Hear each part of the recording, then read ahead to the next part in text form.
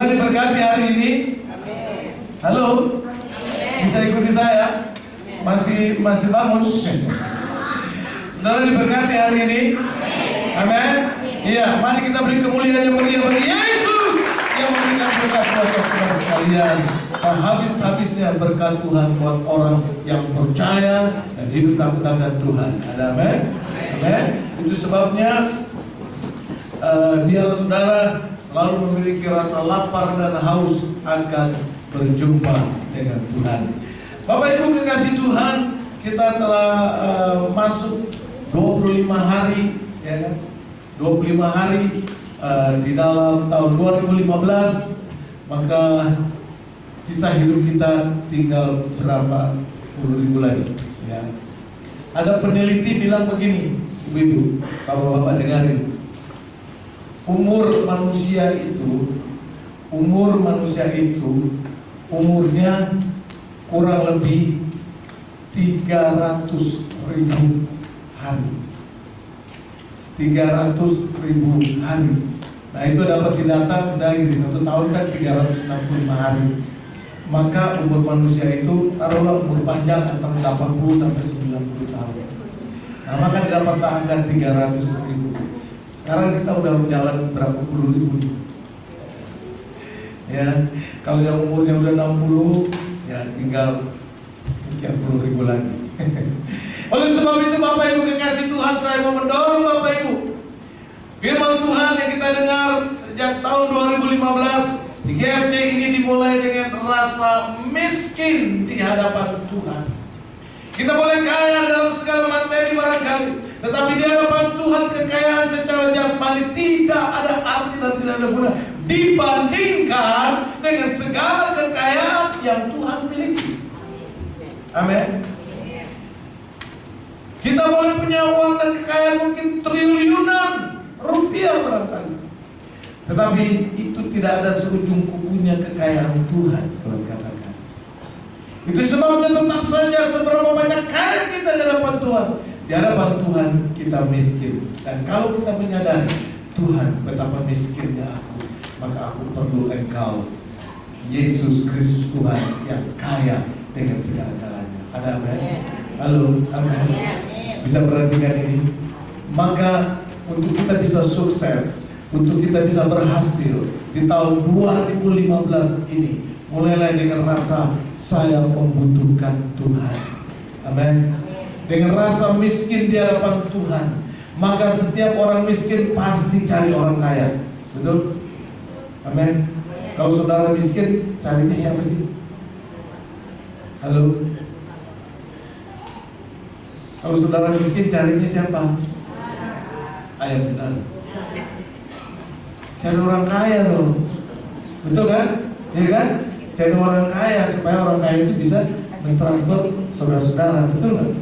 Saudara cari orang yang punya uang, atau orang yang saudara cari pada orang yang lagi cari uang? Cari siapa? Cari yang punya uang, ya kan? Gitu kan ya. Nah, Bapak Ibu kekasih Tuhan, Tuhan berkata, akulah Allah semesta Allah yang punya langit dan bumi, emas perak aku punya. Udah gak ada tandingannya deh. Nah, kalau kita dibandingkan dengan dia, miskin. Waktu kita merasa miskin di hadapan Tuhan, maka kita butuh seseorang yang lebih kaya dan hebat dari kita. Dan siang ini saya mau ungkapkan kembali, Yesus adalah penolong saudara. Amin. Yesus adalah yang terkaya di seluruh dunia. Amin. Beberapa hari lalu, orang kaya di dunia, Raja Arab mati. Nah, waktu dia mati, saudara, waktu dia mati, dia masukin ke mana? Peti. Dia nggak masukin rumahnya yang mewah dibawa ke kuburan, masukinnya ke peti mati. Lalu naik mobilnya, mobil apa?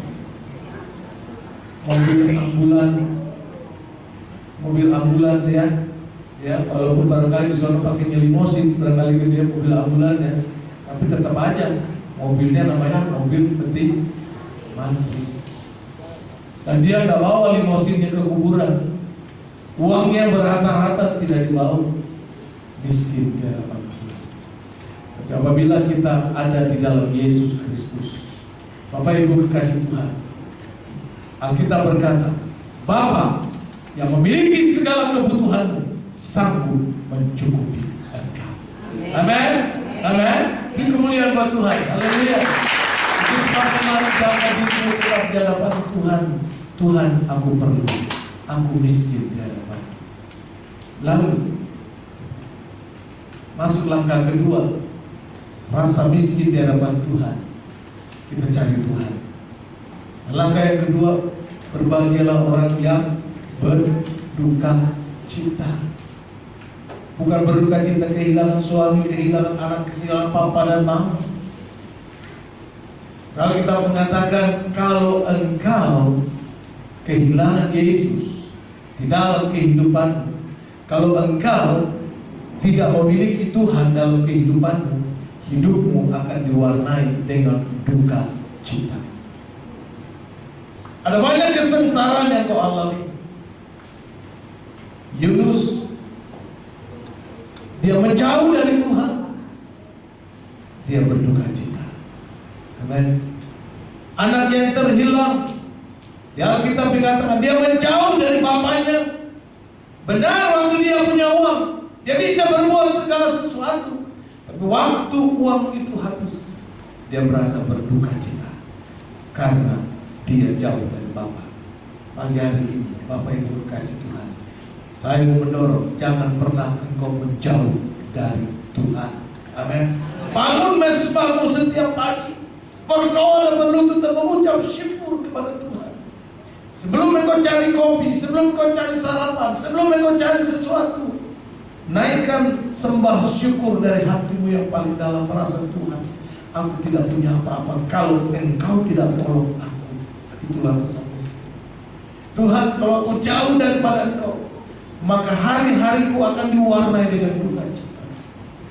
Tapi puji Tuhan, Tuhan selalu membuka tangan untuk berkata, mari datanglah kepadaku, hai segala orang yang lelah dan berpikul berat, aku akan memberikan kelegaan kepadamu.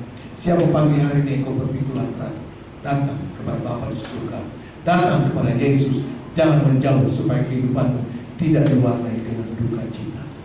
Amin. Amin. Kemudian langkah ketiga datang, berbahagia orang yang lemah lembut. Saya pikir Tuhan Yesus adalah pengkhotbah yang luar biasa. Dengan begitu sistematik, dia bawa kita mulai dari yang rendah. Kalau engkau ingin berbahagia di dalam Tuhan, kalau ingin engkau menikmati kehidupanmu ini sukses dari tahun ke tahun atau dari hari ke hari, engkau ingin melihat kemenangan dan kemenangan. Namun Bapak Ibu kekasih Tuhan, untuk meraih kemenangan harus ada peperangan. Amin. Amin.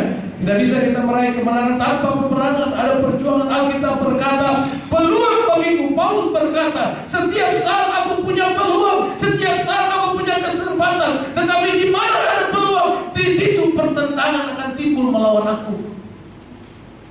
Bapak Ibu kekasih Tuhan, berarti kehidupan ini juga ada peperangan.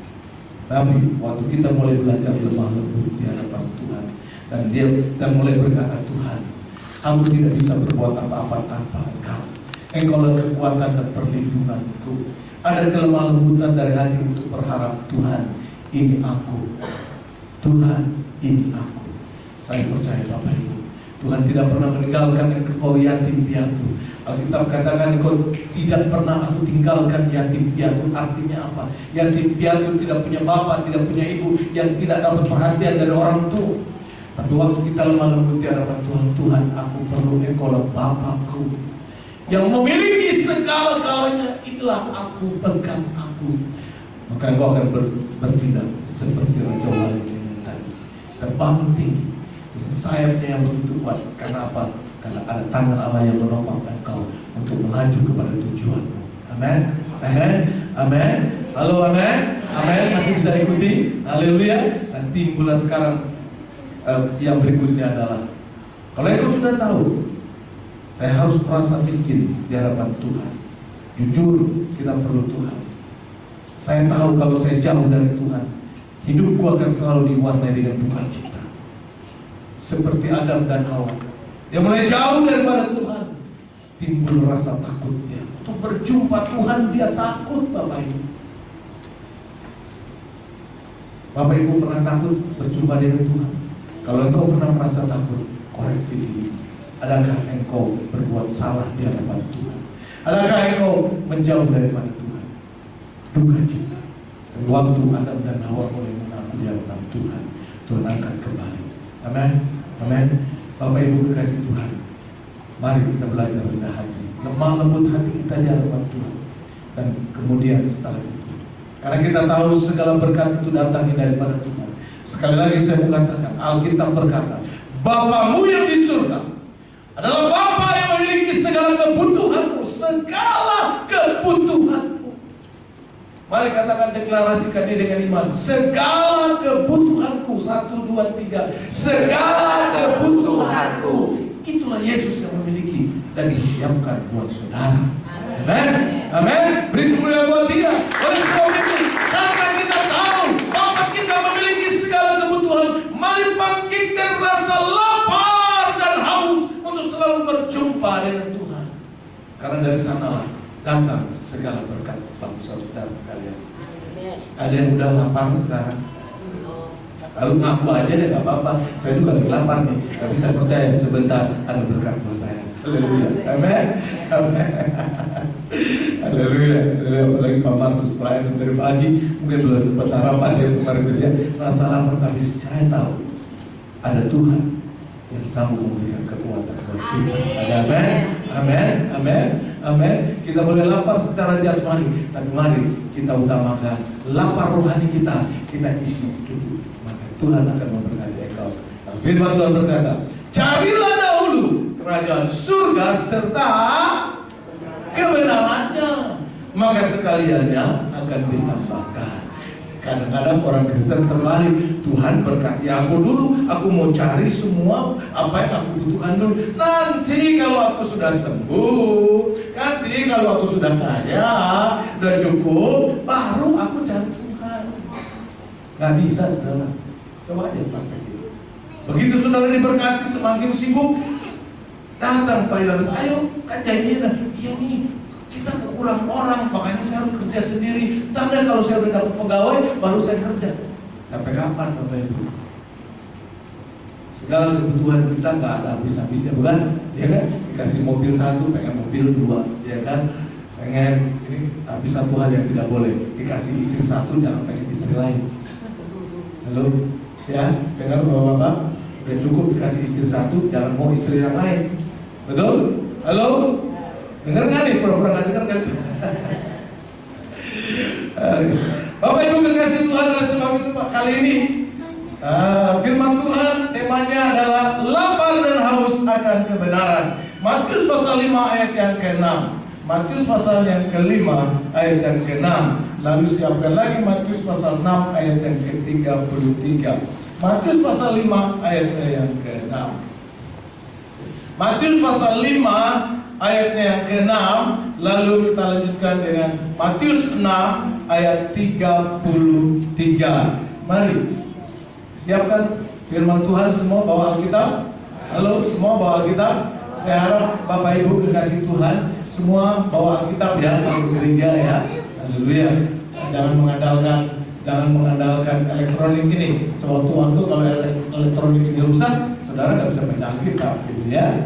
Halo, amin. Bisa katakan amin? Saya rindu saudara, kalau mendengarkan firman Tuhan, saudara ada respon gitu ya. Saudara ada respon. Saudara bisa katakan haleluya, saudara bisa katakan amin. Jangan diam, langsung manggut-manggut begitu. Ya. Nah, kalau saudara ngomong sama orang, mana yang lebih senang saudara? Orang itu respon kepada saudara, atau waktu saudara ngomong dia cuma mana lebih senang saudara? Respon. Jadi saudara tahu, oh dia itu ngerti, ya kan? Nah, Bapak Ibu kasih Tuhan, mari respon. Satu. Yang kedua, kalau saudara respon, mendengarkan firman Tuhan, bilang saudara haleluya, amin. Yang mau saya berteriak-teriak lah, tapi paling tidak saudara dengar suara saudara. Amin, haleluya. Saudara tetangganya dengar. kata-kata saudara akan memberikan semangat kepada orang yang sebelah. Amin. Bukankah firman Tuhan bilang, hendaklah kau saling membangun. Kalau suami istri bilang, kalau suami bilang amin, istri bilang amin, sebelah dengar, itu kata-katamu itu membangun semangatnya. Halo, amin. Makanya kan kalau di sekolah diajarkan murid-murid ganti, kalau murid-muridnya diam aja. Ya. Kalau murid-muridnya semangat, ya gurunya juga semangat. Waktu saudara bilang amin, waktu saudara bilang haleluya, saudara pun juga menyemangati saya. Haleluya, amin. Mari silakan. Matius pasal 5 ayat yang ke-6 dan Matius pasal 6 ayat 33. Matius 5 ayat 6. Berbahagialah orang yang lapar dan haus akan kebenaran, karena mereka akan dipuaskan. Amin. Matius 6 ayat yang ke-33. Matius 6 ayat 33. Tetapi carilah dahulu kerajaan Allah dan kebenarannya, maka semuanya itu akan ditambahkan kepadamu. Amin. Amin. Bapak Ibu kekasih Tuhan, orang yang mau cari dahulu kerajaan Allah dan kebenarannya, pasti dia punya rasa lapar dan haus. Orang yang tidak punya lapar dan haus akan kebenaran, dia tidak mau mencari dahulu kerajaan surga, tapi yang dia utamakan adalah cari kantor, cari rezeki dulu, karena itu yang menjadi kebutuhan dia. Tapi sesungguhnya Bapak Ibu, Alkitab berkata, tidak ada gunanya kita memiliki segala harta di dunia ini, kita kaya raya, tapi jiwamu binasa. Amin. Itu sebabnya jauh dari Tuhan kita akan berduka cita. Amin. Tapi apabila kita mulai cari Tuhan, memiliki rasa lapar dan haus akan kebenaran. Kebenaran itu apa? Firman Allah berkata, akulah kebenaran dan hidup. Barang siapa menerima kebenaran dari Yesus, dia akan hidup. Akulah kebenaran dan hidup. Yesus adalah kebenaran dan hidup. Yohanes 1 pasal 1 dikatakan, pada mulanya adalah firman, dan firman itu bersama-sama dengan Allah, dan Allah menjelma menjadi manusia. Jadi firman itu ujung-ujungnya adalah Yesus sendiri. Waktu saudara mencari kebenaran, berarti saudara mencari Yesus di dalam kehidupanmu. Ada amin? Dan Alkitab berkata, barang siapa yang mencari aku, tidak pernah aku tolak, tapi aku terima yang penuh kasih sayang. Oh haleluya. Bapa sayang kepada anak-anaknya. Nah, Bapak Ibu kekasih Tuhan, syarat dasar dari semua kehidupan orang saleh, syarat dasar, perhatikan namanya dasar, artinya fondasi.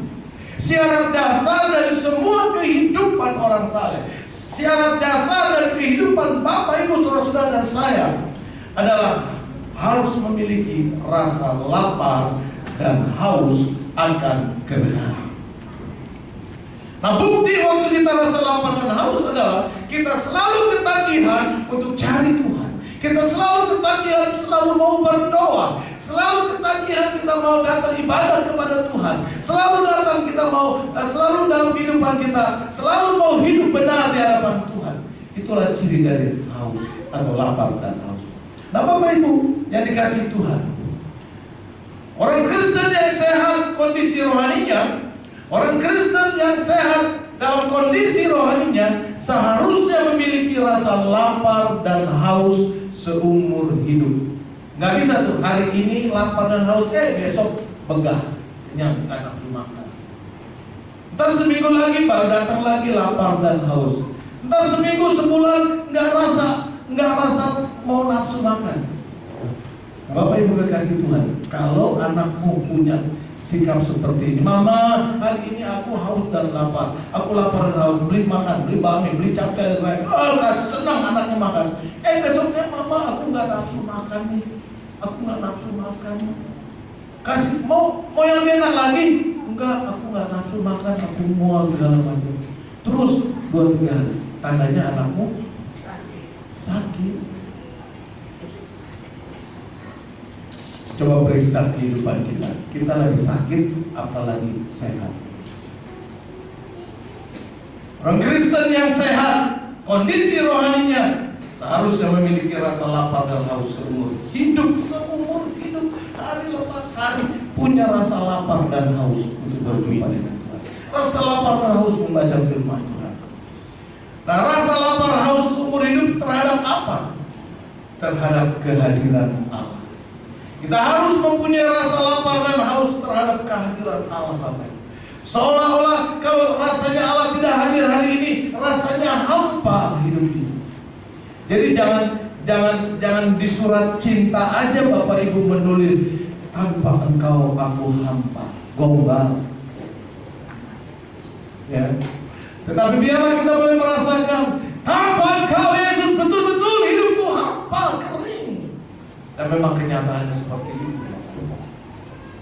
Ulangan 4 ayat 31.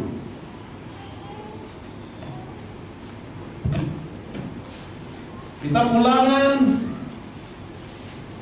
adanya di mana Bapak Ibu? Kejadian, Keluaran, Imamat, Ulangan dan Ulangan. Kenapa sih ada kitab Ulangan? Di sekolah di Polos ada Ulangan nggak, Bu? Ada ya? Kenapa mesti ada Ulangan? Di Alkitab juga ada kitab Ulangan. Kenapa? Di kitab Ulangan kan diulang-ulang kembali supaya saudara ingat gitu ya. Oke. Ulangan pasal yang keempat ayat yang ke-31 berkata apa bunyinya? Mari silakan Bu. Ulangan 4 ayat 31. Sebab Tuhan Allahmu adalah Allah penyayang. Ia tidak akan meninggalkan atau memusnahkan engkau, dan Ia tidak akan melupakan perjanjian yang diikrarkannya dengan sumpah kepada nenek moyangmu. Amin. Bisa katakan amin? Amin. Bapak Ibu percaya bahwa Yesus tidak pernah bohong? Amin. Betul? Betul. Amin. Amin. Percaya bahwa Allah kita adalah penyayang? Amin. Amin. Amin. Percaya bahwa Allah tidak pernah meninggalkan engkau? Amin. Itu sebabnya mari kita bangun lapar dan haus kepada Tuhan.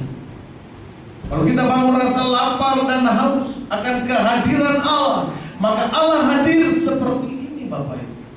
Kalau Allah hadir dalam kehidupanmu, nggak seperti tamu, duduk, tunggu disuruh minum baru minum, disuruh masuk baru masuk. Tidak, Bapak Ibu. Ayat ini berkata kalau Allah hadir dalam kehidupanmu, Allah akan menjadi Allah yang menyayangi engkau. Allah tidak membiarkan waktu engkau sakit biar Dia diam, tetapi Allah memberikan suatu pertolongan. Dan Dia berkata, akulah Allahmu, oleh karena bilur-bilurku aku menyembuhkan engkau. Dan bahkan karena Allah sayang kepada anak-anaknya, Alkitab berkata, aku memberikan kuasa kepadamu untuk mengusir segala setan, untuk menyembuhkan orang-orang sakit, membangkitkan orang-orang mati. Amin. Amin. Jadi jangan main-main Bapak Ibu. Engkau diberi kuasa oleh Tuhan untuk hal ini. Kenapa? Karena engkau menghadirkan Allah di dalam kehidupanmu.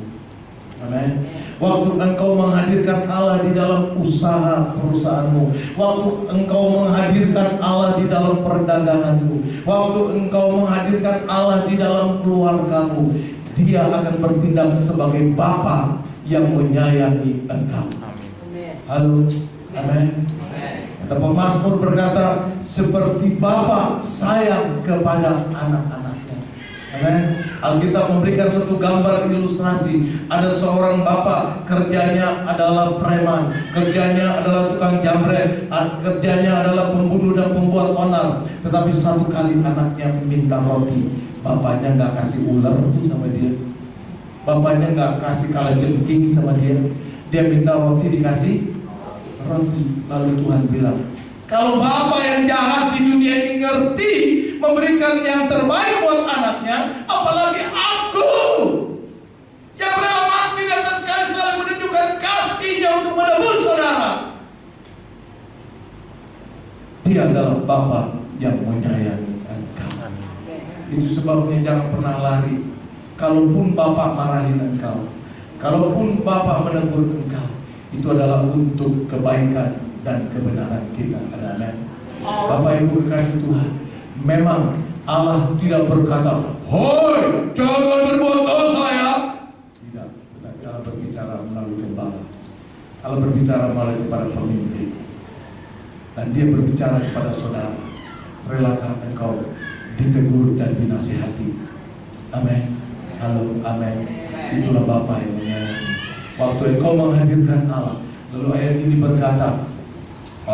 berkata, Dia tidak akan meninggalkan atau memusnahkan engkau, dan Dia tidak akan melupakan perjanjian yang diikrarkannya.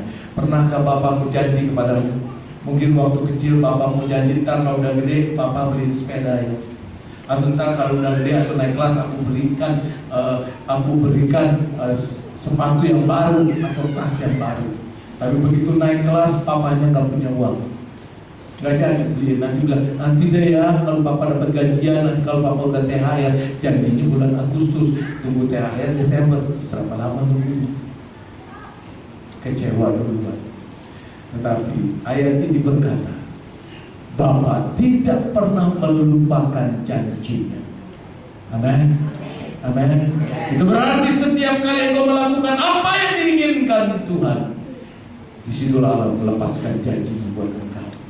Itu sebabnya mari, ada satu sikap yang Allah senang untuk melihat saudara dalam waktu engkau rasa lapar dan haus. Amin. Amin. Halo, amin. Bisa ikuti saya. Biarin anak-anak main aja, ibu-ibunya jangan nanti ibu-ibunya nggak bisa dengar firman Tuhan. Ya, anak-anak biarin main. Apa dia juga dengar firman Tuhan. Bapak Ibu dikasih Tuhan, hadirkan Allah. Apakah sampai hari ini engkau masih punya rasa lapar dan haus terhadap kehadiran Allah dalam kehidupan? Waktu engkau menghadirkan Allah dalam usaha pekerjaanmu, Dia akan memberikan hikmat kepadamu. Mungkin secara hikmat akal budi kita tidak mampu untuk menerobos sesuatu terobosan. Padahal kita lihat di situ ada kans, ada chance, ada kesempatan. Tetapi akal budi kita tidak bisa memenuhi. Saya mau katakan, jangan cari manusia. Firman Tuhan katakan, kalau engkau mengandalkan manusia dan cari manusia, terkutuklah engkau. Tapi waktu kita boleh menghadapi suatu calon buntu, maka saya percaya ada pertolongan terakhir dari Allah yang Dia sebagai Bapa memberikan hikmat akal budi kepadamu. Ingat waktu Musa dengan Israel dikejar-kejar oleh orang Mesir, di depan ada laut Kosong, di kiri kanan padang pasir, di belakang tentara Mesir yang coba membunuh dia, membinasakan dia. Tapi lihat pertolongan Allah yang terakhir pada waktu Musa dia berseru kepada Tuhan, dia mengandalkan kehadiran Allahnya dalam kehidupannya, maka laut itu terbelah dua, ada jalan keluar. Amin. Amin. Bapak Ibu, amin. Amin. Saudara mau menghadirkan Allah dalam kehidupanmu? Amin. Kuncinya adalah bangkitkan rasa lapar dan haus dalam kehidupanmu. Rasa lapar terhadap apalagi yang seumur hidup kita tidak boleh hilang. Yang kedua adalah lapar dan haus terhadap firman Allah. Lapar dan haus seumur hidup terhadap firman Allah. Inilah orang Kristen yang harus kita miliki. Sebagai orang Kristen yang sehat, kondisi rohaninya harus lapar dan haus seumur hidup terhadap firman Allah. Tadi saya sudah jelaskan, dikatakan sebagai awal firman Allah itu adalah Allah sendiri. Saudara percaya bahwa Alkitab ini adalah firman Allah? Amin. Yang percaya katakan amin. Amin. Atau saudara percaya bahwa Alkitab ini berisi firman Allah? Mana yang saudara percaya? Saya jelaskan sedikit. Kalau Alkitab itu berisi firman Allah, berarti bahwa tidak seluruh Alkitab itu perkataan Allah, hanya ada kata-kata Allah. Sama seperti misalnya kalau ini gelas ini berisi air, berarti di dalam gelas ini ada air, ya kan? Kalau di dalam buku Alkitab saudara berisi firman Allah, berarti dalam Alkitab itu ada perkataan-perkataan Allah. Tapi lihat beda kalimat ini. Gelas ini, anggap aja ini gelas ya. Saya masih waras sebelum tapi ini bapaknya gelas. Anggap aja ini gelas. Tapi saya katakan gelas ini adalah firman Allah. Tadi gelas ini berisi firman Allah. Tetapi sekarang saya mengatakan Gelas ini adalah firman Allah. Berarti gelas ini adalah betul? Ya kan? Saya mengatakan, percaya atau tidak percaya, saya dijelit saudara untuk bisa punya iman. Alkitab itu adalah firman Allah. Oh, nggak bisa Pak Pendeta. Nah, buktinya dalam Alkitab ada tuh perkataan iblis. Apakah itu perkataan Allah? Bisa jelaskan kalau ada orang tanya begitu? Bisa jelaskan? Bisa jelaskan. Ada orang bilang, nggak bisa, Alkitab itu berisi firman Allah yang benar. Kalau Alkitab itu adalah firman Allah, salah. Tapi saya mau katakan, berdiri atas kebenaran firman Tuhan. Alkitab adalah firman Allah. Berarti dari Kejadian sampai Wahyu itu adalah perkataan Allah. Nah, kok bisa ada di dalam perkataan iblis? Kan ada dialog kan? Iblis berkata, engkau kan lapar, jadikanlah batu ini. Yang nulis Alkitab itu siapa? Manusia kan? Ya kan?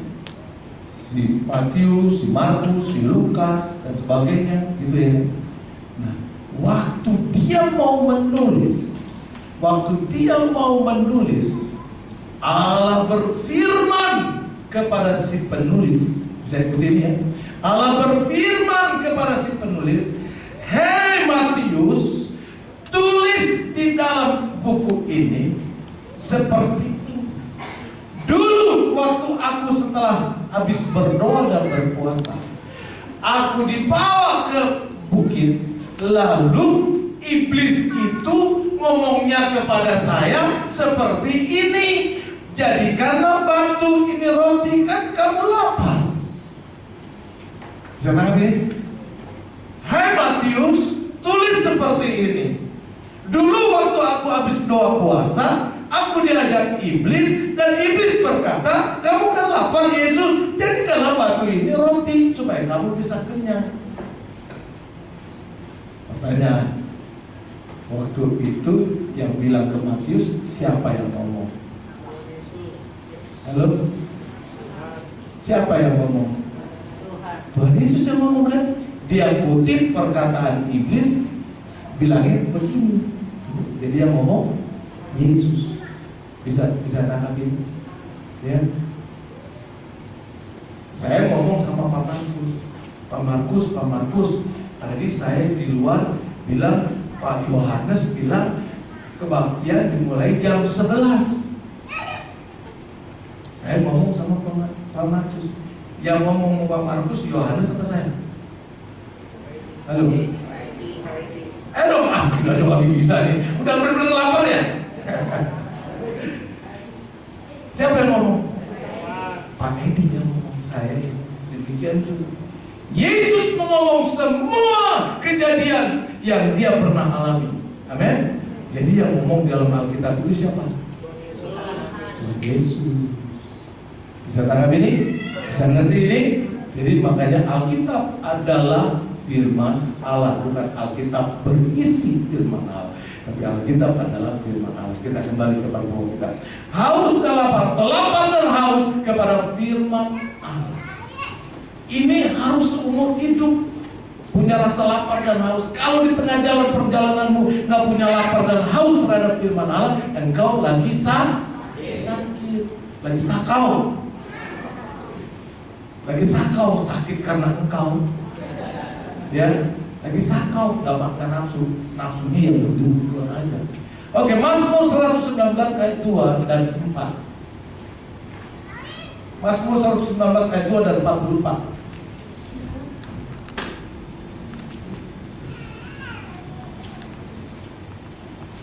Mazmur 119 ayat yang kedua dan ayatnya yang ke-44 kita baca pagi hari ini.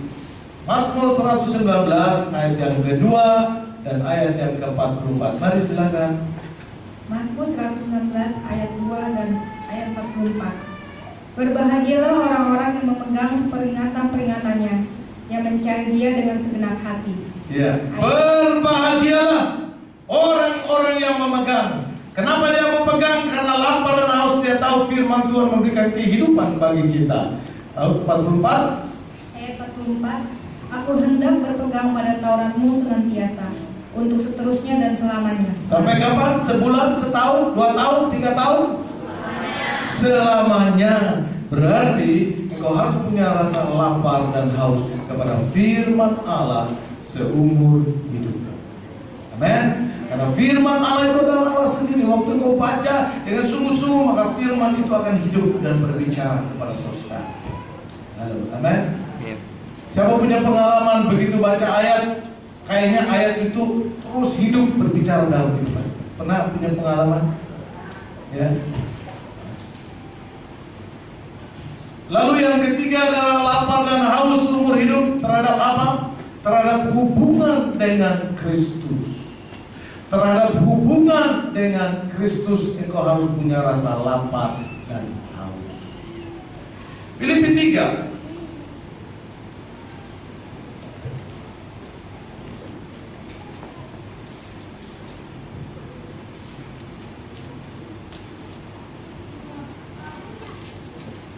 Filipi 3 ayat 8 sampai dengan 10. Mari kita perhatikan ayat ini baik-baik. Filipi pasalnya yang ketiga ayat 8 sampai dengan 10. 1, 2, 3, silakan. Filipi 3 ayat 8 sampai 10. Malahan segala sesuatu kuanggap rugi karena pengenalan akan Kristus Yesus Tuhanku lebih mulia daripada semuanya. Oleh karena dialah aku telah melepaskan semuanya itu dan menganggapnya sampah, supaya aku memperoleh Kristus dan berada dalam Dia, bukan dengan kebenaranku sendiri karena mentaati hukum Taurat, melainkan dengan kebenaran karena kepercayaan kepada Kristus, yaitu kebenaran yang Allah anugerahkan berdasarkan kepercayaan. Yang ku kehendaki ialah mengenal Dia dan kuasa kebangkitannya dan persekutuan dalam penderitaannya, di mana aku menjadi serupa dengan Dia dalam kematiannya. Amin. Jadi sampai kapan hubungan kita dengan Kristus selalu kita harus memiliki lapar dan haus? Selama-lamanya sampai kita meninggal dan menjadi sempurna serupa dengan Dia di dalam surga. Amin. Jadi kita harus memiliki rasa lapar dan haus hubungan kita dengan Kristus. Dan saya percaya kalau hubunganmu begitu erat dengan Kristus, sekali lagi saya mengatakan, Kristus adalah Bapamu. Alkitab katakan engkau tidak punya banyak bapa. Dengar ini, engkau tidak punya banyak bapa. Khususnya bagi orang-orang Kristen dikatakan engkau tidak punya banyak bapa. Artinya engkau tidak boleh cari bapa lain. Banyak sekarang ini, kemarin saya sekali-sekali jalan ke pasar baru gitu ya, jalan ke pasar baru lalu masuk ke toko Bombay gitu ya. Toko Bombay kan banyak cita-cita gitu ya, banyak cita-cita. Maksudnya sih mau lihat-lihat lah, karena nggak pernah ke pasar baru sejak lulus SMA, saya nggak pernah jalan ke sana. Begitu masuk dengan glory, glory, haleluya, lagu Kristen. Lalu begitu masuk ke dalam, di depan kasirnya ada gambar siapa yang gondrong? Saya Bapak. Wah, seperti itu contohnya Bapak Ibu ya, dia punya banyak bapak. Tapi saya mau bilang buat saudara, percuma kamu banyak bapak ya. Bapak yang satu ini aja gak habis-habis, ya kan? Karena dia punya harta kekayaan yang seluruh bumi, harta emas dan perak dia punya, ya kan? Siapa bapak memberkati saudara, dia colong barang orang lain dan pindahin kasih ke saudara, gitu ya. Tapi Bapa di surga dan memiliki segala kekayaan, gak habis-habis. Itu sebabnya Tuhan katakan engkau tidak punya Bapa banyak dan engkau tidak boleh punya Bapa banyak. Engkau harus cuma satu. Demikian suami, engkau harus punya satu istri. Istri harus punya satu suami. Dan rasa haus dan laparlah, lapar dan hauslah hubungan engkau suami istri.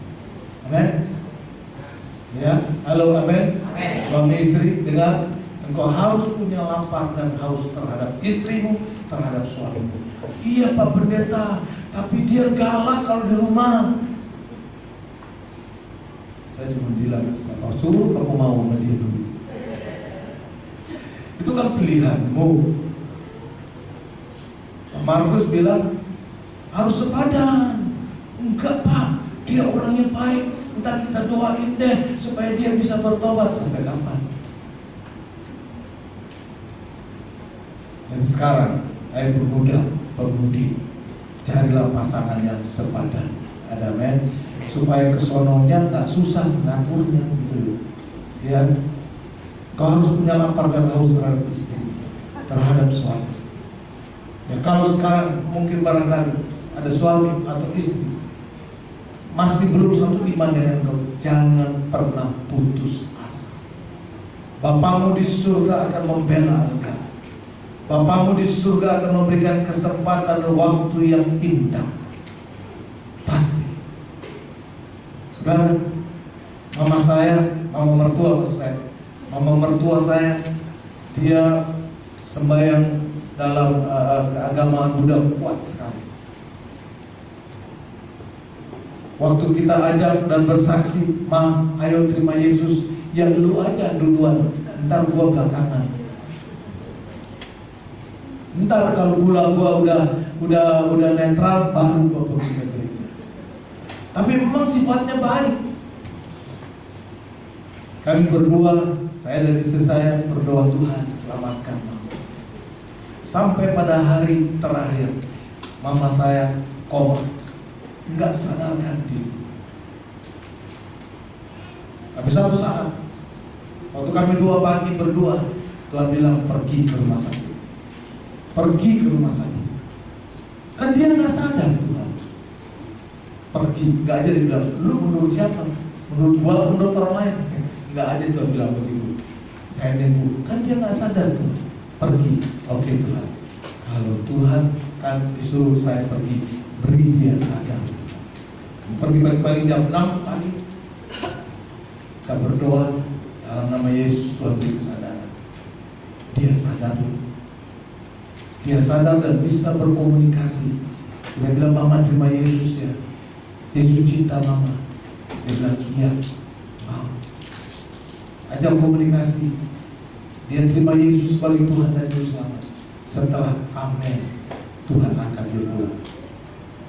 Apa yang bukan kasih Tuhan? Tuhan selalu beri kesempatan.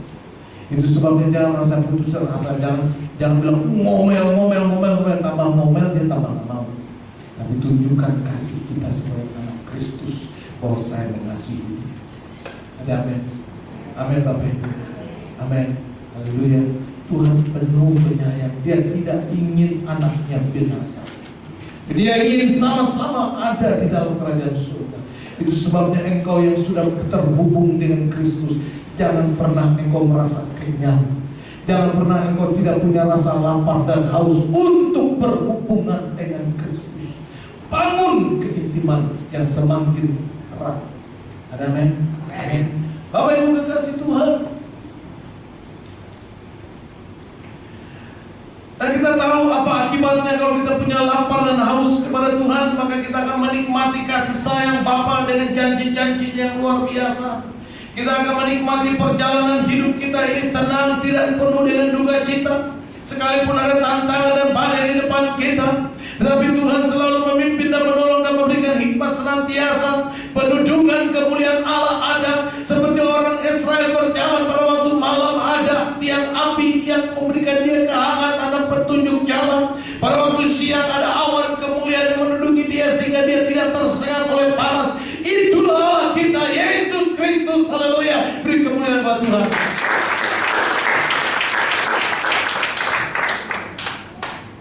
Lalu kita lihat, lapar dan haus itu bisa hilang nggak Bapak? Lapar dan haus bisa hilang nggak? Halo, pengalaman ibu bapak dalam kehidupan, lapar dan haus bisa hilang nggak? Bisa ya? Bisa nggak? Bisa. Bisa. Apalagi kalau melihat orang itu yang sebel banget, udah hilang kan laparnya.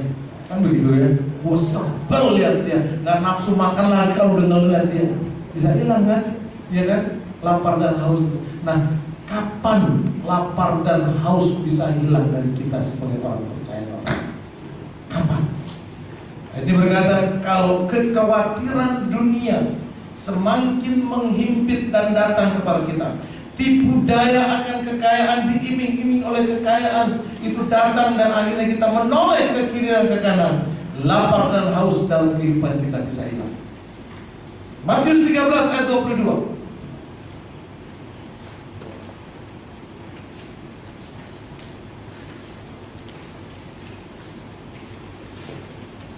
Matius 13 ayat yang ke-22 berkata demikian. Ya, silakan. Matius 13 ayat yang ke-22. Matius 13 ayat 22. Yang ditaburkan di tengah semak duri ialah orang yang mendengar firman itu, lalu kekhawatiran dunia ini dan tipu daya kekayaan menghimpit firman itu sehingga tidak berbuah. Amin. Benih itu ditaburkan, dengar firman Tuhan, tapi udah gak punya rasa lapar dan haus. Kenapa? Karena pikirannya khawatir. Besok makan apa nih ya? Besok gimana nih ya? Aduh, besok jangan-jangan debt collector datang lagi nih nagih nih. Khawatir, dihimpit. Kekayaan lihat, oh dia kok enak benar cari duitnya, gampangan. Kok saya susah banget begitu ya? Saya juga pengen seperti dia. Pikirannya terhimpit oleh kekayaan. Tetapi sebenarnya dia lupa Yesus yang kita sembah adalah sumber kekayaan bagi kehidupan kita. Amin.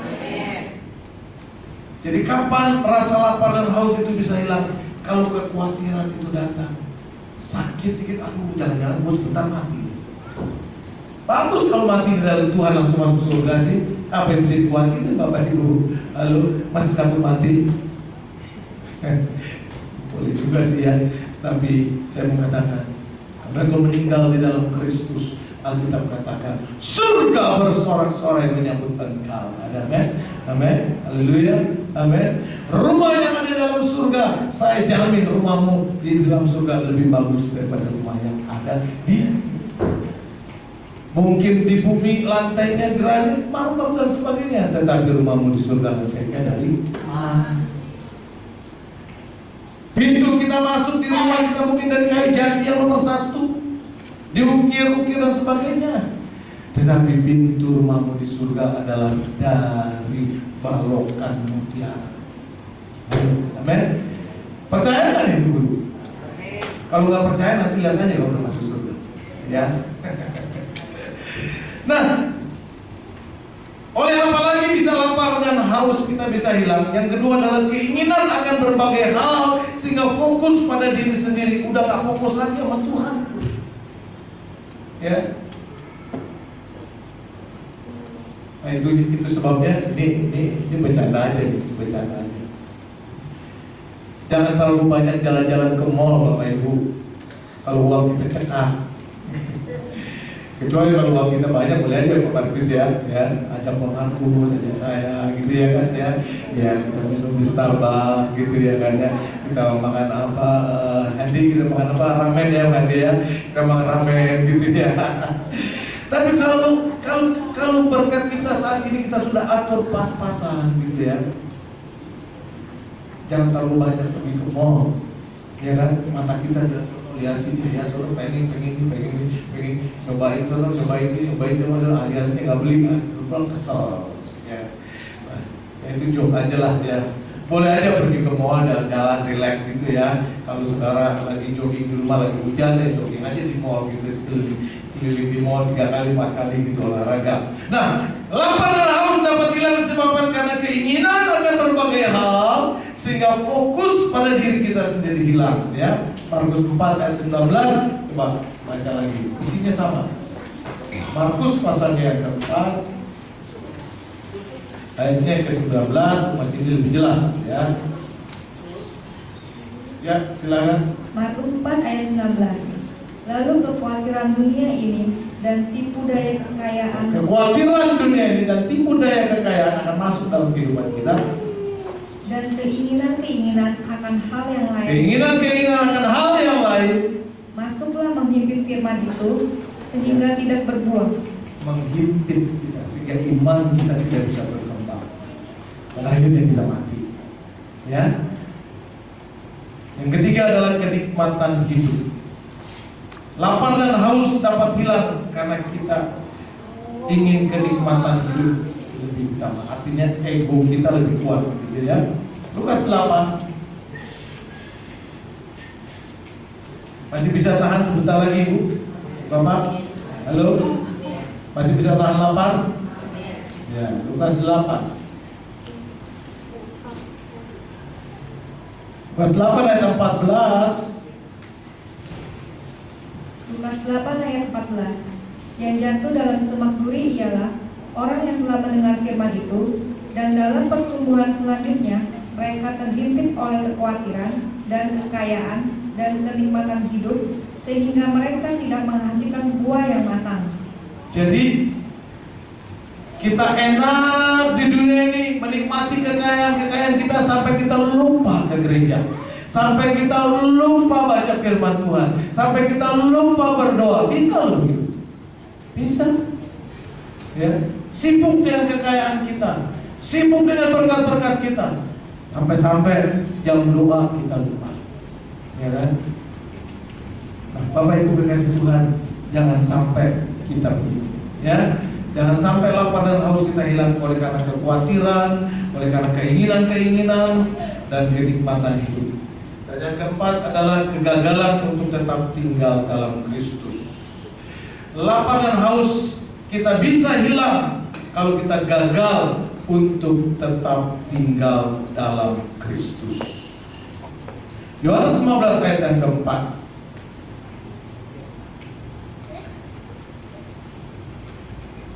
Yohanes 15 ayat 4. Tinggallah di dalam aku dan aku di dalam kamu, sama seperti ranting tidak dapat berbuah dari dirinya sendiri kalau ia tidak tinggal pada pokok anggur. Demikian juga kamu tidak berbuah jikalau kamu tidak tinggal di dalam aku. Amin. Amin. Jadi gagal untuk tetap setia dan taat terhubung dengan Tuhan. Saudara dan saya adalah ranting, Yesus adalah pokok anggur. Kita harus tetap melekatkan diri sekalipun ombak, angin, badai, gelombang menerpa kehidupan kita.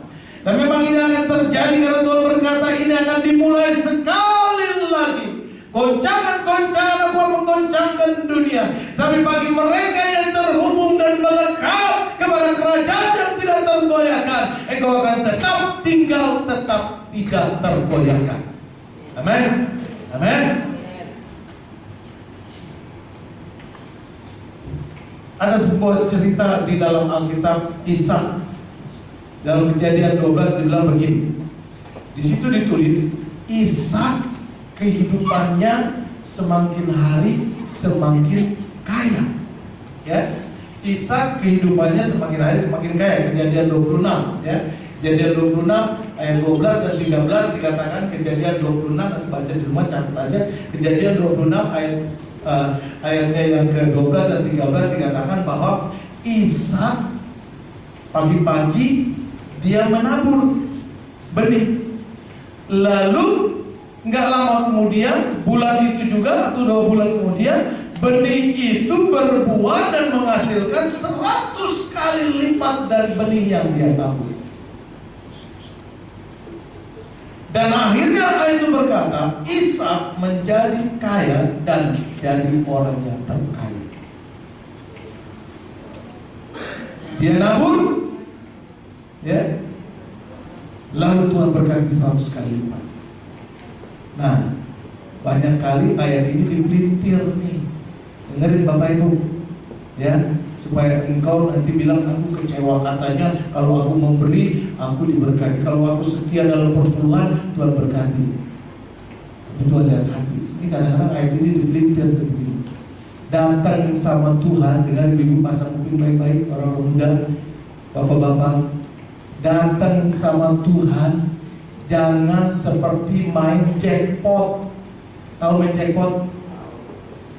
Siapa tahu main jackpot? Nah, berarti dulunya pernah main ya. Saya juga pernah main dulu. Kalau waktu giliran kuliahnya lagi perek, saya pergi ke di Duta Merlin. Banyak kan jackpot, saya main jackpot. Masukin 1 koin, diharapin keluarin 100 koin. Kan begitu. Ya kan? Itu namanya serakah. Engkau kasih perpuluhan, jangan serakah. Tuhan, aku kasih perpuluhan nih. Tuhan mesti kasih. Wajib 100 kali lipat lo ya. Gak bakalan sudah diberkati. Tapi lihat, kenapa Ishak diberkati? Ayat 5 nanti baca di rumah ya. Kejadian 26 ayat 5. Karena Ishak taat dan takut kepada Tuhan. Amin. Itu kuncinya. Terhubung erat dengan Tuhan. Maka disitulah kuncinya. Apa saja yang kau perbuat, maka Tuhan katakan, apa yang ada di tanganmu sekarang? Apa yang ada di tanganmu sekarang? Baiklah. Apa yang ada di tanganmu? Kerjakan itu, karena aku akan buat berkat terjadi. Ada amin? Apa yang ada di tanganmu sekarang? Cetiau 100.000, 10.000. Kalau itu kerjakan dalam nama Yesus dan kau terhubung erat dengan Allah, Allah akan buat apa yang ada di tanganmu itu sebuah keberhasilan yang luar biasa. Itu sebabnya jangan dipelintir ayat ini ya. Jadi datang kepada Tuhan memberi persembahan itu jangan seperti main jackpot. Halo, amin. Bertobatlah engkau, kata Tuhan bilang. Ya, amin. Kita masuk kepada bagian-bagian yang terakhir. Oke. Sekarang ciri-ciri orang Kristen yang tidak lapar dan haus lagi. Ciri-ciri orang Kristen yang tidak lapar. Ya, udah gak lapar, gak haus lagi. Ciri-cirinya adalah dia tidak suka mau berdoa dan tidak bisa mengucap syukur. Dia tidak bisa berdoa dan tidak mau diajak doa. Ayo Biston yuk, ayo jam doa paktian. Aku lagi sibuk nih. Ya. Nah, Bapak Ibu kasih Tuhan, itulah ciri yang pertama bahwa orang yang tidak punya rasa haus dan lapar lagi, bahwa dia tidak suka untuk mau berdoa, tidak mau baca firman Tuhan dan tidak bisa mengucap syukur. Yang kedua, tidak mau ke gereja lagi, nggak mau ke gereja lagi. Ayo ajak ke gereja. Ini hari gerejanya acaranya apa? Makanannya apa hari ini? Nanya dulu gitu, ya kan? Kenapa? Itu ciri-cirinya apa? Jadi dia datang ke gereja cuma cari kan hura-hura, cari dia acara, dia lihat Pak Markus hari ini pakai baju apa gitu ya, sebagainya gitu, ya. Banyak alasan lah pokoknya, ya kan? Dan yang ketiga, malas baca Alkitab. Hari ini tadi pagi udah baca Alkitab belum? Belum baca ya? Kenapa belum baca? Karena banyak orang bilang begini, hari Minggu nggak perlu baca Alkitab, pagi kan kita nanti kan dengar Alkitab firman Tuhan di gereja. Nggak usah begitu ibu-ibu, bapak-bapak, makan dulu, sarapan dulu di rumah, baca Alkitab, ya. Halo, nanti minggu depan, hari Minggu, biar pagi, bangun pagi-pagi sedikit, baca Alkitab, amin, amin, amin, supaya rasa lapar dan haus itu tetap timbul. Nah, kalau engkau sudah punya pikiran seperti itu, tanda-tanda lapar dan hausmu sudah mulai berkurang. Amin. Ya, jadi ngandelin pengkhotbah untuk baca firman Tuhan buat saudara, bukan ngandelin Tuhan yang berbicara kepada saudara melalui perenungan saudara, berdoa dengan Tuhan di kamar. Amin. Amin. Amin. Nah, Bapak Ibu kekasih Tuhan, sekarang bagaimana caranya untuk lapar dan haus itu selalu timbul? Kalau anak kecil kan dikasih vitamin kan ya, dikasih vitamin supaya nafsu makan dan sebagainya. Orang tua juga begitu, saya juga gitu. Saya juga supaya nafsu makan terus, saya makan vitamin, ya, makan omega lah, makan B-kompleks lah gitu ya. Pagi kemarin habis dikasih petek sama Pak Markus, udah makan petek, makan B-kompleks supaya nggak bau, supaya saya nggak bau hari ini Pak Markus. Ya. Nafsu makannya gede gitu ya kan ya. Nah, caranya adalah engkau harus penuh dengan Roh Kudus. Engkau harus penuh dengan Roh Kudus. Roh Kudus akan menolong saudara untuk memberikan semangat. Jaga hati. Jaga hati. Seperti kayak tadi.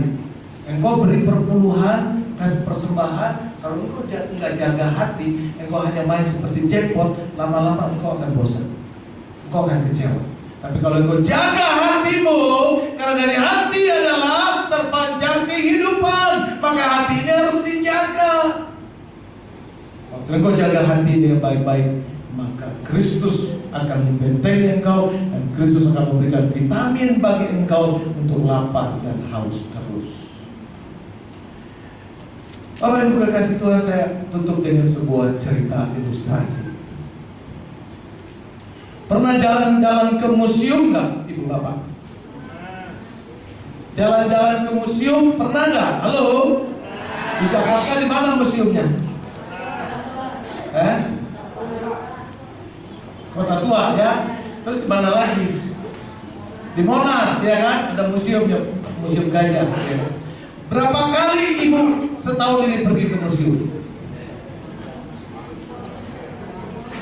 Setahun sekali aja enggak ya? Saya aja cuma masuk ke museum gajah itu waktu studi tour SMP dan sekali SMA.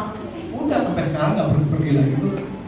Pertanyaannya kenapa Bapak Ibu tidak ada minat untuk pergi ke museum? Sudah tahu isinya. Bosan ya? Gitu-gitu aja ngeliatnya peninggalan-peninggalan yang dulu, ya kan? Ya kan? Betul? Bosan ya kan? Ya kan? Ya, lihat kota Betawi kayak dulu begini, terus ini begini, dan binatang dan sebagainya. Padahal sebetulnya kita pergi ke museum harus merubah paradigma kita. Kita pergi ke sana itu adalah untuk menambah pengetahuan kita, bukan? Ya kan? Oh, dulu harmoni itu kayak begini. Oh, dulu tupik kayak begini. Oh, dulu Ancol tuh begini, banyak monyetnya dan kayak begitu kan. Kayak ketularan ke sini tuh monyet Ancol udah pindah ke sini. Nambah pengetahuan kan? Betul kan? Tapi kita nggak pakai pengetahuan itu sehingga akhirnya kita bosan. Dengar Bapak Ibu. Dengar. Kenapa orang Kristen nggak ada minat untuk baca Alkitab? Satu hari ada seorang bapak bawa anak-anaknya ke museum dengan harapan anaknya akan jadi pintar, anaknya akan menambah pengetahuan. Sampai di museum, bapaknya bilang, "Nah nih, ini binatang komodo, lahir." Anaknya bilang, "Nah, ini dulu di Harmoni ini ada tram. Sekarang nggak ada, pakai tram dari Glodok sampai dari Beo sampai ini pakai tram. Dulu Bapak pakai tram." Ya dulu sih begitu. Nah, ini dulu nih di Penogoro wajahnya kayak begini. Dia hebat loh, dia pahlawan kita. Oh, ya saya juga pernah baca. Tiap kali mengeluh. Lalu akhirnya si anak ini bosan, bapak ini duduk. "Pak, udahlah kita pergi ke Emporium aja deh. Di sana ada banyak pemandangan, ada time zone dan sebagainya, lebih senang dan sebagainya. Kita lihat-lihat yang lain aja deh." Kenapa anak itu bisa berkata demikian? Karena buat dia nggak menarik. Sesuatu yang dia bilang itu peninggalan kuno, nggak ada gunanya buat dia. Bapak Ibu, kalau engkau baca Alkitab, apa yang ada di Alkitab? Peninggalan sejarah kan? Iya kan? Daud silsilahnya ini, Yesus silsilahnya ini. Apalagi mau baca imamat, hukum dulu, begini. Gua nggak menarik. Betul kan? Sama. Jadi baca Alkitab sama juga kayak kita pergi ke museum. Ya, nggak menarik. Tapi kalau kita ngerti, Alkitab adalah firman Allah. Firman yang memberi kekuatan kepada kita. Firman yang memberikan kehidupan kepada kita. Firman yang bisa menjamin langkah-langkah perjalanan kita menuju kepada kekekalan. Dia yang memerintahkan, "Akulah Yesus, Allahmu, sumber kehidupan. Aku adalah Allahmu yang menciptakan langit dan bumi. Segala harta ada padaku. Dan apabila kau hidup takut, berkat yang ada di atas kepalamu akan aku cairkan kepadamu." Bila ini kita resapi dan pengertian kita imani, jadilah seperti imanmu. maka engkau akan rasa-rasa lapar dan haus untuk membaca firman Tuhan. Amin. Setiap kali kau baca firman Tuhan, ada sesuatu yang hidup memberikan nasihat dan pertolongan kepadamu. Firman Tuhan katakan, oleh karena bilur-bilurku engkau menjadi sembuh. Memang dulu Yesus bilang begitu, tapi apakah sekarang masih mampu? Yes! Saya mengatakan, oleh karena bilur-bilur Yesus engkau menjadi sembuh. Oleh karena ada Roh Kudus dalam kehidupanmu. Di Alkitab dikatakan 2000 tahun lalu tercurah Roh Kudus. Apakah hanya berhenti sampai di situ? Sampai hari ini, apabila engkau hayati firman Allah adalah firman dari Allah, Tuhan katakan, aku mencurahkan Rohku kepadamu, dan aku memberikan kuasa kepadamu. Waktu engkau lapar dan haus akan kebenaran firman Tuhan ini, jadilah seperti imanmu, dan engkau akan berjalan dari hari ke hari kuat dan kuat, dan engkau akan menjadi lebih daripada bermenang. Amin. Kemuliaan Tuhan. Bangkitkan lapar dan haus akan terhubung dengan Allah sampai seumur hidup. Bangkitkan lapar dan haus untuk engkau terus membaca firman Tuhan, supaya kehidupan kekekalan itu menjadi bagian. Seperti rusa rindu sungai. Ayat itu berkata seperti rusa rindu bersemangat. Ayat itu bilang, kalau dalam bahasa Inggrisnya, like deer pain the water. Artinya pain itu nggak haus. Aku haus, Pak Markus, aku haus nih, kasih air. Nggak begitu. Ya, seperti itu. Pak Markus, aku haus nih. Ya, haus tapi nggak ada. Ya, nggak seperti itu. Tapi orang yang lapar dan haus akan kebenaran seperti ini. Alkitab katakan seperti rusa merindukan air. Di Alkitab katakan like deep pain the water. Pain itu haus sampai mengap-ngap. Aku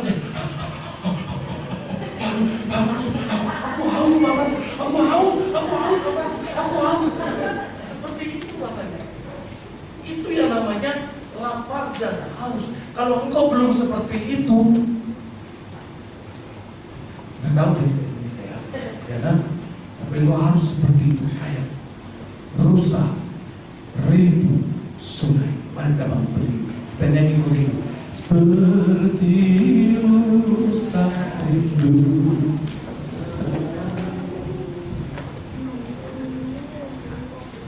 Haleluya, haleluya, haleluya, haleluya. Kalau kau pagi hari ini rasa lapar dan haus untuk kesembuhan, minta kepada Tuhan. Tuhan adalah sumber kesembuhan. Amin. Kalau engkau rasa lapar dan haus untuk perusahaanmu diberkati, minta sama Tuhan. Tuhan akan memberikan itu semua. Kalau engkau rasa lapar dan haus untuk siapa saja boleh bertobat, datang kepada Tuhan, minta kepada Tuhan. Tuhan akan memberi jawaban. Di bangku masih banyak yang kosong, Bapak Ibu. Mari kita rasa lapar dan haus untuk jiwa-jiwa datang. Amin. Amin. Punya lapar dan haus untuk jiwa-jiwa terisi di bangku-bangku yang kosong. Amin. Amin. Kalau engkau rasa lapar dan haus terhadap jiwa-jiwa untuk datang di bangku-bangku yang kosong mengisi, itu engkau sedang tanam modal. Tanam modal kekekalan di surga. Tuhan akan berkati seperti rusa.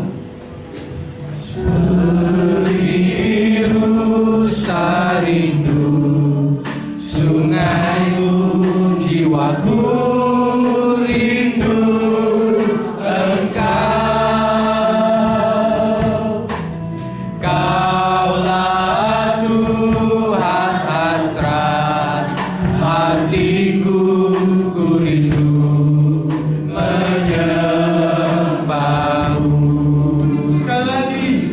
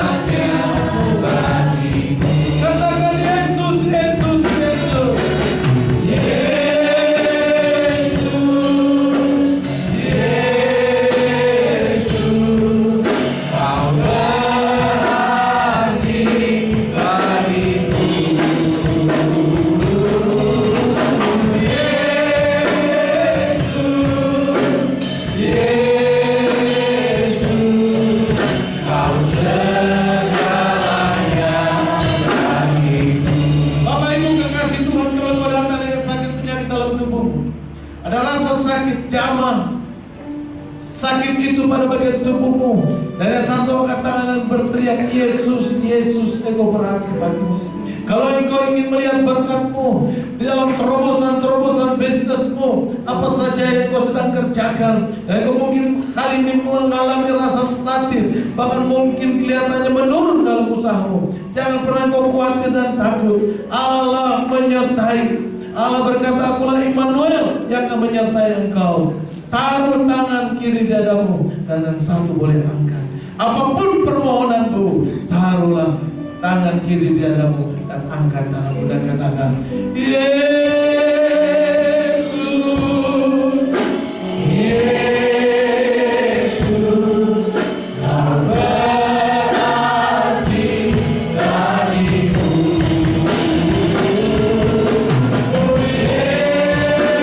Yesus, Yesus, kau segalanya bagiku. Kau segalanya, kau segalanya bagiku.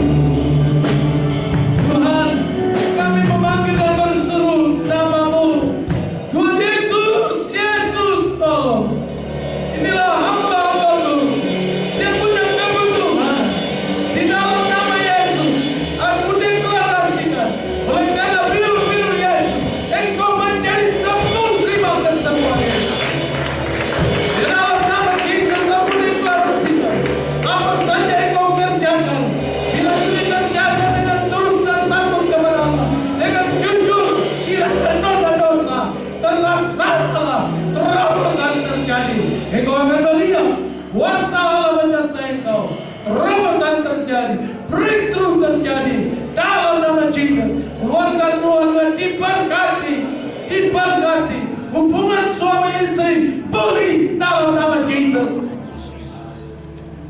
Dalam nama Yesus, aku deklarasikan, sekolah Nikolas ini menjadi sekolah yang terbaik dan diberkati Tuhan. Dalam nama Jesus, malaikat Allah berkemah di sekeliling sekolah ini, sekeliling gereja ini, di sekeliling orang-orang yang mengurus dan owners. Tuhan diberkati. Dan saat ini aku pun deklarasikan di dalam nama Jesus, perusahaan yang menunjang ini antara perusahaan elit, di dalam nama Jesus. Come down your blessed Lord, come down your spirit Lord.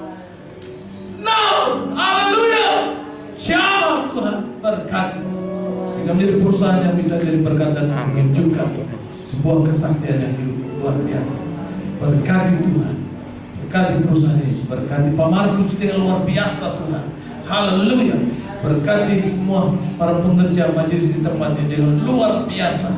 Kau berkati usaha pekerjaan mereka, berkati jemaatmu dengan luar biasa. Dalam nama Jesus, aku lepaskan impartasi kekuatan kuasa ilahi mengalir dalam engkau. Terima, receive it in the name of Jesus. Haleluya, haleluya, haleluya. Terima kasih Tuhan.